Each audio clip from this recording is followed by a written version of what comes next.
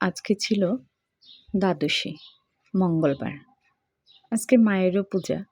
তাই আজকে সকালে উঠেই দ্বাদশীর তো তাই সেজন্য আগে মাকে একটু গোপাল সোনাকে সেবা পূজা দিয়ে নিলাম। পরে ভোগ রান্না করে দিব। তো আমার গোপাল সোনা আজকে নতুন জামা পরেছে। তো সকাল সকাল উঠেই আগে আমি গোপাল সোনাকে দিয়ে নিলাম একটু ভোগ। আর মাকেও দিয়েছি। পরে ভোগ রান্না করে দিব। আজকে যেহেতু দ্বাদশী তাই সময় মতো পারণটা করতে হবে। তাই এখন আমি মায়ের প্রসাদটা একটু মুখে দিয়ে পারণটা করব।